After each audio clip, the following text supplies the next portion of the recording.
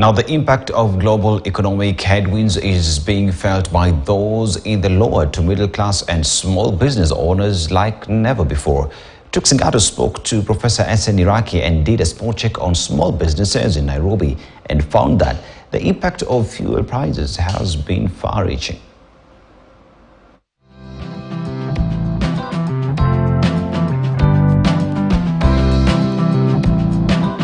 In Kenya, just like the rest of the world, fuel prices are directly linked to the cost of living. Those in the transport industry, from border riders, matatu operators, down to truck drivers, are first in the line of fire. In the past 12 months, fuel and electricity costs have gone through the roof as a global recession looms and the ongoing war between Russia and Ukraine persists. Look at the war in Ukraine, look at the drought. Those are issues any president has no control over, but you have to deal with them. So when there's a war in Ukraine, the price of oil goes up, and that has a ripple effect throughout the economy. And it's very hard to explain to the ordinary person on the streets that the price of petrol, the price of kerosene, the price of basic goods is going up because of war in Ukraine. The drought has come, we didn't get the rain we expected this year. That's also going to push the price of basic commodities up, particularly food. So those are the two interests, those are the two commodities in the president's interest that are not very admirable. And then the third one is the great expectations. That during the campaign time, you told people the price will go down. And bringing down the prices is not as easy as voting. Voting is easy. It's one day affair.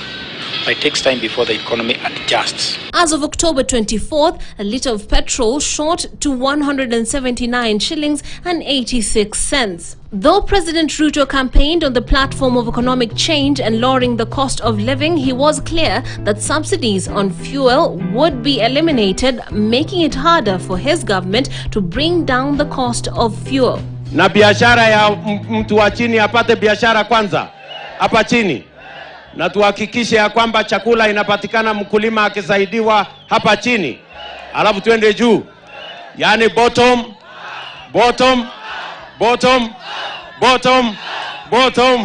Wapi watu wa bottom up hapa nione watu wa bottom up. We caught up with a few local traders to get a sense of the impact of energy prices on profit margins and the general cost of living. For Samson, staying in business in the city is a tough balancing act between his personal financial needs, those of the business owner, what clients can afford, and the open palms of corrupt cops. Mimi naitwa Samson Kibet, nafanya kazi ya bodaboda. Hii kazi nimeifanya kwa miaka 4. Na nimekuwa nikiamka saa 10:30 najipanga na jitayarisha. By 5 nimetoka kwa nyumba. Kwa sababu client wangu wengi ni watu wanaenda kazi ya asubuhi wa biashara.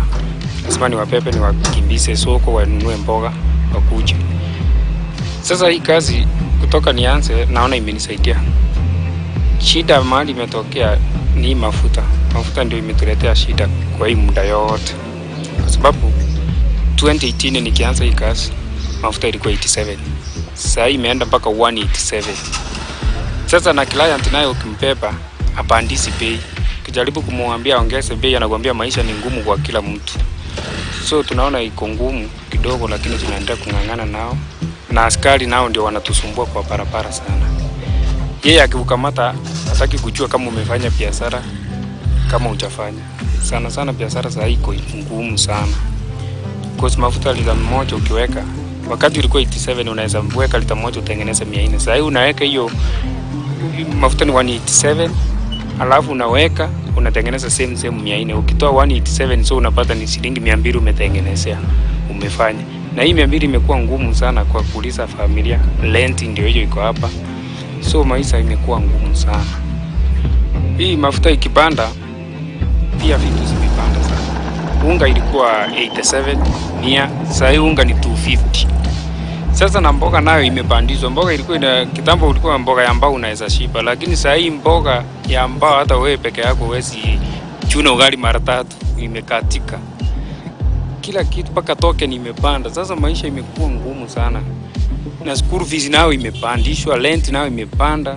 kazi kwa barabara hakuna. Ukijaribu kuambia client wako akuongezee, at this mali ilikuwa 50 fika hata 100, naye anasema maisha ni ngumu. Sasa inabidi ufanye hivyo kwa sababu hakuna jengo unazifanya. Na clients sasa wanatembea, hawabandi pikipiki. Anaona ile 50 bob anaweza bandia pikipiki afike train, ataongeza 50 hiyo abandie train mpaka town. Sasa wanaamka mapema. Kama mtu anaenda 6:30, train inaenda 6:30, anatoka kwa nyumba 6, anatembea. So wengi wamepotea, client wengi wamepotea kwa sababu bei ya maisha iko juu. Ukijaribu kuongeleza client anakuambia maisha iko juu. Naona hata niamke mapema nitembee, hiyo nyingine nipande kwenda mbele.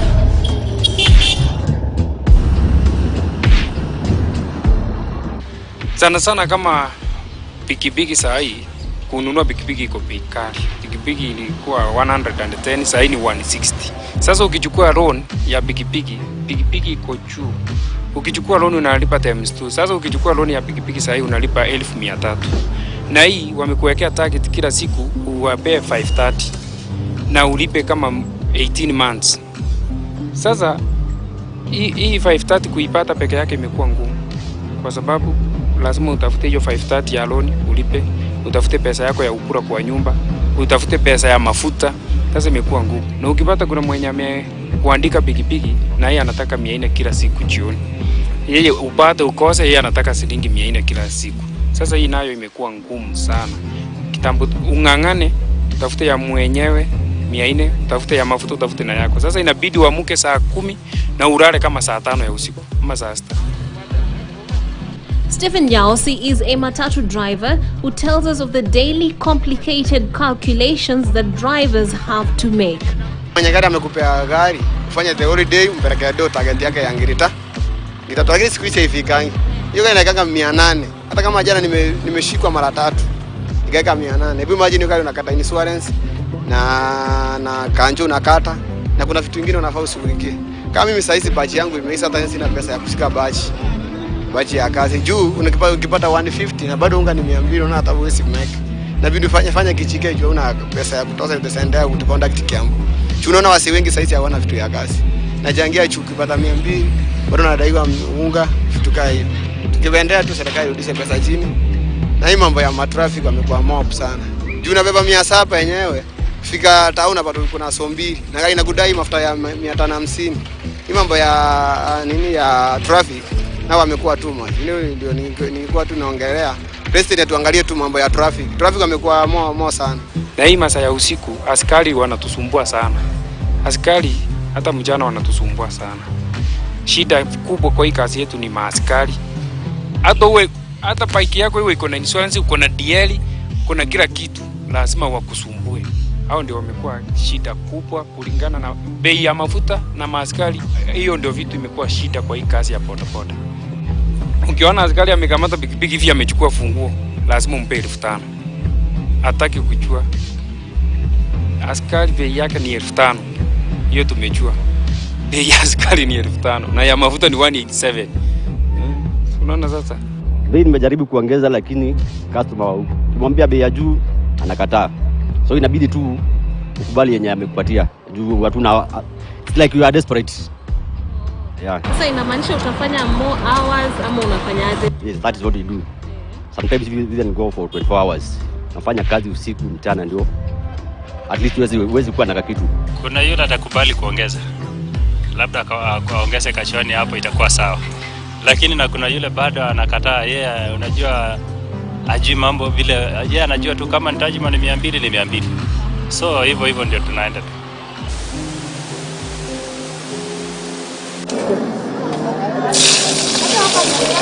The so-called Mama Mboga, or in this case Mama Chips, have not been spared. Fuel prices have had a domino effect on commodity prices. Today, she has to cough up 7,000 shillings for potatoes that used to cost her only 2,000 shillings. Yeah, sasa inafika point kama nilikuwa nanunua mtungi ya mafuta saa hii nanunua kama lita 1 ama lita 2 juu siwezi afford kununua hiyo mafuta na hiyo nilikuwa nanunua kitambo. Nimepandisha sasa na customer waka reduce. Unapata unauzia wa customer wachache juu wengine hawezi afford kununua hizo vitu na bei yenye iko juu.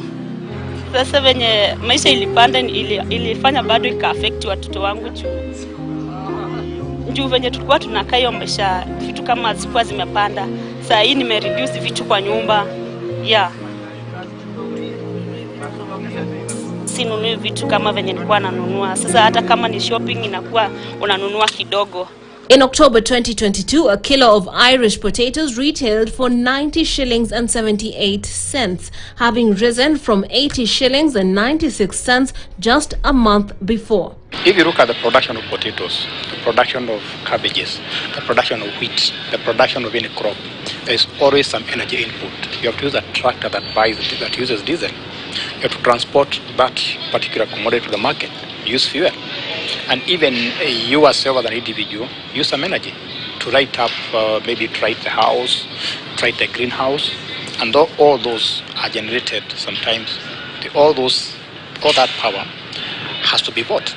Either you have to use petrol, you have to use diesel, you have to use kerosene, and all that, the price goes up. So when the price of energy goes up, it affects everybody. Just like selling fries, washing clothes in estates is no longer lucrative for those offering this service. Customers are tightening their belts and changing their consumer habits to align with the tough economic times. Hata wadosi wenye walikuwa wanatuchukuanga kitambo siku hizi wanalia pia maisha ni ngumu. Saa zingine hata mtu anakuita hata saa zingine mara moja kwa wiki, saa zingine unaweza hata saa zingine mara moja kwa wiki, saa zingine unaweza hata unaweza kufanya hata kazi mara 3 kwa mwezi. Juu hakuna wanasema hata hao wana pesa. Maisha imekuwa juu na hii ndio kazi tunategemea kulea watoto. Wanataka wasome. Wengi wetu hapa hatuna hata wazee, tuko single mothers. Sasa tunakaa tu hapa, saa zingine unashinda hapa, unatoka hapa huna kitu. Kwa nyumba watu wanakungojea, wanajua tu mama ameenda kazi. Sasa tukikaa hapa, saa zingine tunaweza kutoka hapa jioni. Hata saa zingine mdosa akikuita ukifanya kazi unafanyia 1000. Hiyo 1000 ukifika nayo kwa nyumba ndio mboga ndio kila kitu, mtoto anakungojea kusoma. Kutaka ulipe nyumba maisha yanakuwa ngumu. Tunabidi tufanye hivyo juu hakuna pia juu ukikataa pia utakaa tu hivyo bila kazi. Juu pia kuna wale wanaweza kuja mwenye atakupa ukikataa hiyo pesa, kuna mwenye atakuja tuwafanyie hiyo pesa juu ya shida. Na maisha pia imekuwa juu. Sasa sisi tunaweza kuomba serikali ione watu kama sisi. Expert predictions point to tougher times ahead. I think my argument has always been things will get worse before they get better. And I think our political leaders have come to realize that. They talked about 3 months. The last time I heard them talking about 2 years. In my opinion, it takes to take about 3 to 4 years before the economy stabilizes and the price starts going down. But that could mean that there will be peace in Ukraine. That would mean that we shall shift from the fossil fuels to maybe renewable energies. And that would mean that the rain will become reliable. We shall have more innovations that do not depend very much on fossil fuels and the fuels we are used to. So between 3 to 4 years is a time I would suggest is enough to adjust the economy. What that means politically is that the first 5 years of this current regime would be to adjust things. But if the external environment changes, if they allow the economy to blossom, change the rules and regulations so that people feel good, they work harder, they become more productive, we can take a shorter time. Despite this, expectations among hustlers remain high. Ningependa serikali iangalie zaidi ya mafuta. Mafuta ndio kila kitu kwa wananchi. Bila mafuta bila Kenya. Chakula hutoka kwa mafuta. Asipoangalia mafuta ni kama hatuna serikali. Hata wakati tuliambiwa mafuta inashuka, kwenda kungoja tunakuta mafuta inashuka na shilingi 2 na wakati ilipanda na rate ya juu sana. So far tunangojea tuone kama kiongozi alisema bado maisha iko ngumu, tuvumilie tu, tungoje tuone vile itakuwa. And as CS David Churchill takes over the energy docket and international fuel prices continue to go up, all indicators point to a bumpy ride ahead. Trix Ingado, KTN News. And thanks, Trix Ingado, for that report as we continue to go through the shocks that the world continues to face due to calamities. Talk about the war in Ukraine and COVID-19. I will be back at 1 p.m. for Weekend One. My name is Dan Sasseto. Enjoy the rest of your day.